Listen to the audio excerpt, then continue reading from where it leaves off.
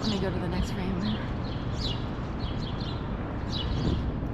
So, part 2 of talking about Neil Gaiman and DC Comics, we went straight, and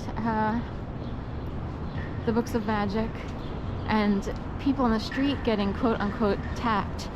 And, you know, because of their upbringing, they're tired of the boring family life where someone maybe works, but then they come home and just like drink themselves, you know, to death, sitting in a recliner watching TV, you know. And that's old school, you know. Ever since TVs came out, that became like a condition where people they're not active, they don't live life outside of the home or work, you know. So in the book, this kid goes through all these weird experiences as someone who was a skateboarder, and he meets all these characters, and the idea is he's also in different realms, as if there are different realms in the stratosphere, and along the way you sort of have to navigate, you know, there's good people or good characters, there's bad characters, this, that, and the other. So that's another idea of tapped, being tapped. So I find it interesting. Some people think the idea of being tapped is if you're tapped, you would believe you were tapped, like old school, like a movie, like you would start to see that everybody knows your business, or it seems like everyone knows your business, and you would wonder, did they tap my home or my phone or what? So that's the other idea of what tapped means. It could be a privilege if you're shown how it works.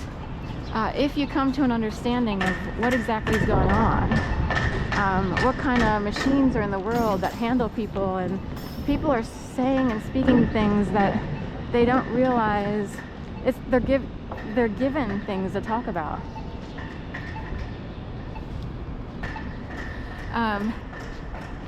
So anyway, it's a whole thing.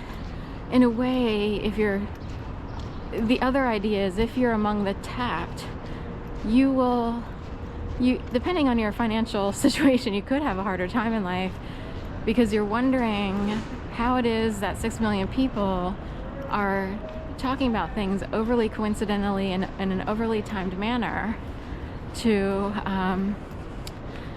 your situation.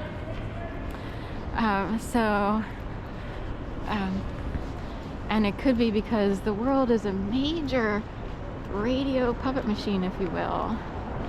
And there are people saying things and they don't even realize that it corresponds to your life too much in a creepy way. So, or if they do, some people might do things on purpose because they have certain facts that they have a list, you know, we have to bring up this, buzzwords, whatever, and that could be an issue. But in general, there are a lot of people who don't even know so what's going on, and they're part of your nightmare machine, you know. And it's a sensitive issue because I have a lot of family members who technically, you know, are traumatized people who haven't been able to live a normal life for various reasons. And I come across as possibly extremely healthy or doing things, I don't know, but if people knew how bad my case was, they might be like, whoa, you know, I would say they're in a different club, we'll put it that way. What happened is so bad. Ooh, whoa, we are in shovel over the billions. And in fact, I would like to compensate every family member left behind, because I feel like something was going on that wound up affecting my mom, my sister, and I. And then my sister had 3 kids, and they're basically adults at this point in time for the most part, you know. One of them is younger and is turning like 21 next month, but that's adult-ish. I still consider it young because it takes forever for people to figure out what to do and all that. You know, that's still very young. I'm 54, so anyway, point being, you know, I have written about my experience, which is like being a whistleblower for 10 Russell Crowe movies of the tobacco industry or the food. I'm not a whistleblower, but I wound up writing about my experience because it's so whack. And it's similar to the tact scenario, I believe. And typically those Yaleys have a lot of money, and I believe, you know, they could work together to compensate me and my family, because I would like everyone knows how to live very modestly and very low incomely. So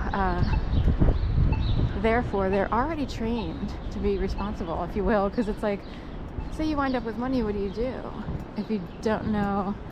So, you know, but anyway, the idea would be save the money, invest it, let it grow through interest, like do basic things, a small modest home, you know, maybe a car or whatever,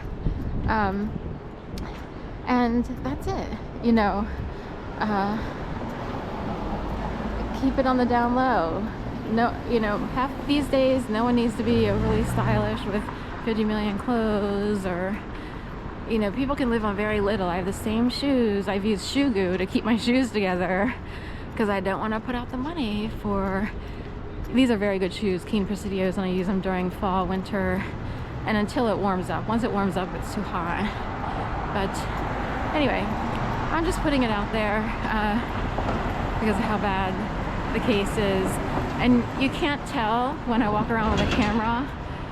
There are videos I won't post because it's like, I didn't want to talk about that. So it's, people don't really know how bad this was, and it's hard to show.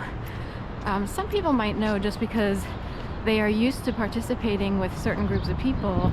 It's like usually people wind up dead or in a major insane asylum situation. So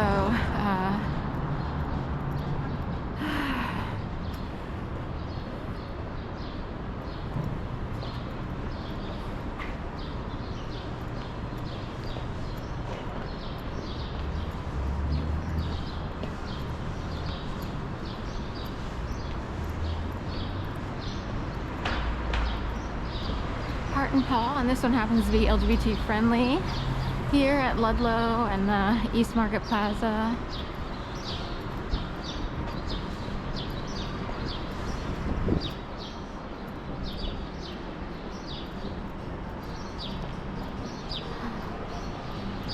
I decided to walk a slightly different way today.